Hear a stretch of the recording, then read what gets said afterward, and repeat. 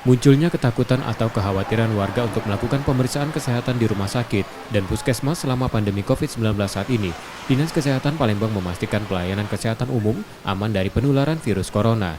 Dinas Kesehatan menegaskan, telah melakukan pemilihan khusus pada warga yang berobat dengan gejala mengarah ke COVID-19 akan diperiksa di tempat khusus yang berada di luar gedung dan dengan penerapan protokol kesehatan ketat. Ruang perawatan pasien COVID-19 di rumah sakit ditempatkan di bangunan yang jauh dari tempat pelayanan kesehatan umum dan jalur evakuasinya berbeda. Warga yang sakit terutama dengan gejala batuk dan demam diminta segera mendatangi fasilitas kesehatan sebagai salah satu pencegahan jika kemungkinan muncul penularan COVID-19. Nah, ketakutan mereka ini kenapa? Karena mereka berpikir apakah nanti akan dilakukan swab, apakah nanti akan tertular COVID di rumah sakit ataupun di puskesmas. Ini adalah sesuatu yang tidak benar ya.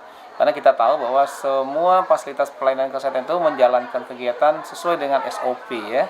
Sesuai dengan SOP, jadi kemungkinan besar tidak akan tertular dari COVID-19 ya.